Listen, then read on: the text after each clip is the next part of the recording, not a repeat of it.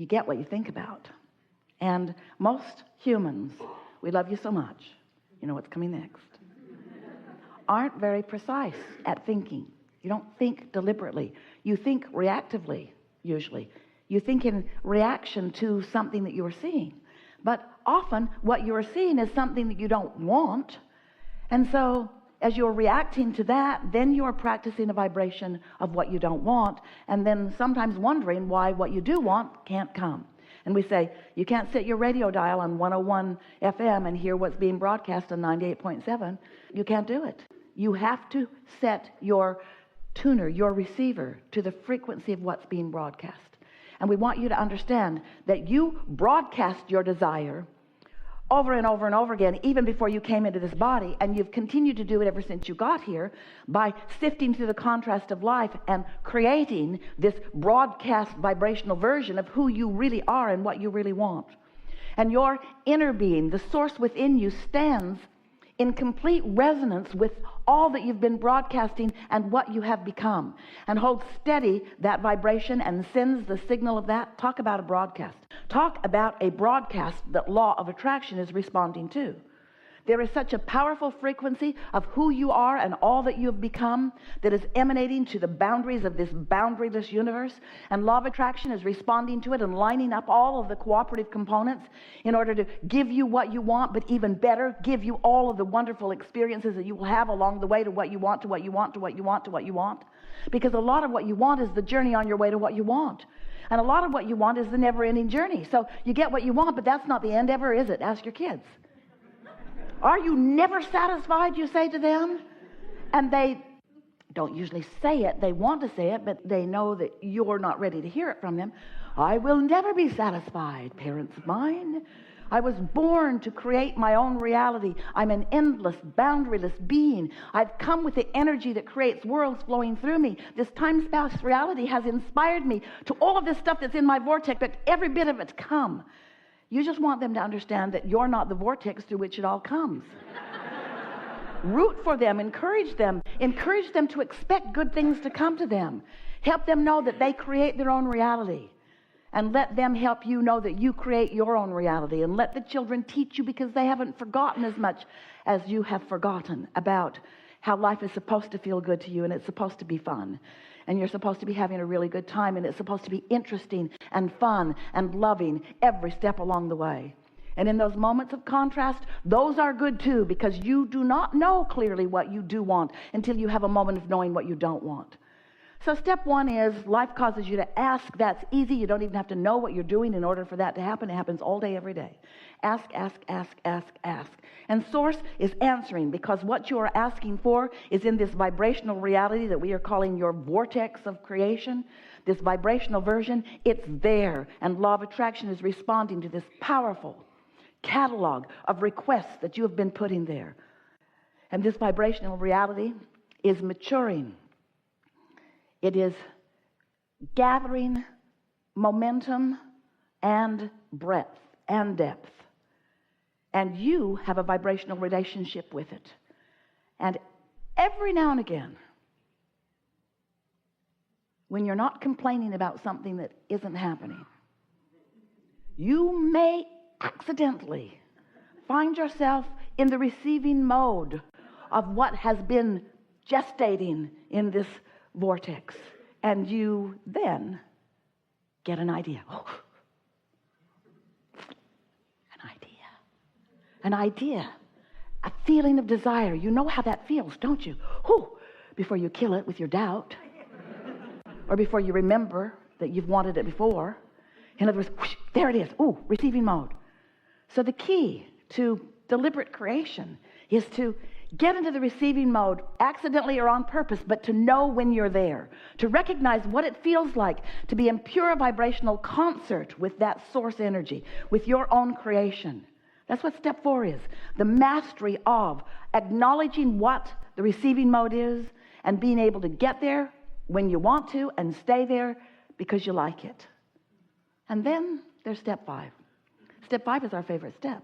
That's where you go back to step 1 and you're not mad at yourself. Step 5 is where you acknowledge that this is the process of life and that you're going to be sifting and sorting, and you're going to know what you don't want often before you know what you do want. But knowing what you do want is so important that you are loving and embracing the concept of contrast. You love this variety in which you live and all of the components. So many magnificent people here to co-create with you. All of you wanting different things, some same things, but you are each unique in what you want. And none of you would be a fraction of who you now are if it weren't for the others who are varied from that which you are. Most humans are running around looking for people to agree with them, to sort of support them in their desires. And if you knew what we knew, if you could see what we see, if you could understand the support that your vortex of creation already has, you wouldn't be looking for other humans to back you up with their agreement. You would be looking for your own ability to come into alignment with your own vortex, because when you do that, another idea, another idea, another idea, another idea.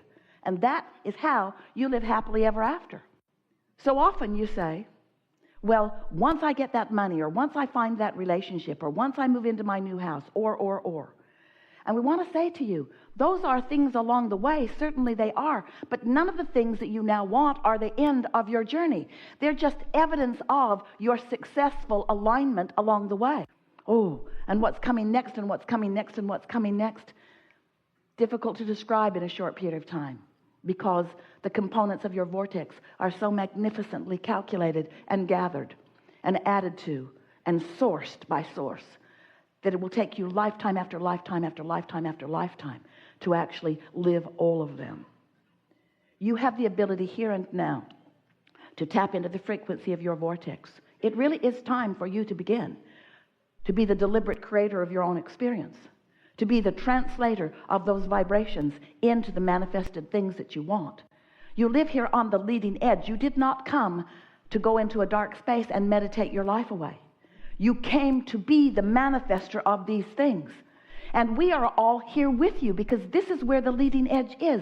This is where the vibration becomes at its most mature. This is where the satisfaction factor of that which we all are comes to its realness, to its wholeness, to its fullness. That's why you came. You came to experience all of that, you see. Jerry wanted to write a book, and now he is helping us help Esther to do that. And this book is called Turning Thoughts to Things. And what it is about is this vibrational reality and how it is in the state of becoming, and that it becomes a vibration, and then if you're in the receiving mode, it becomes your thought.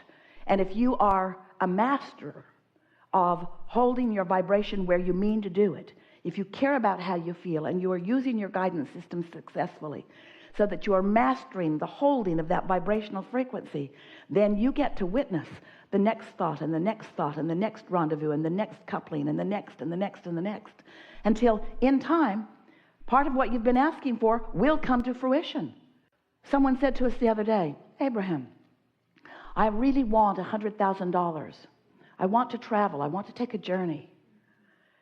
And we said, so here's this $100,000 that you want to be in place so that you can give yourself permission to begin your journey. But what we want you to understand is that your journey began long before that manifestation of that $100,000.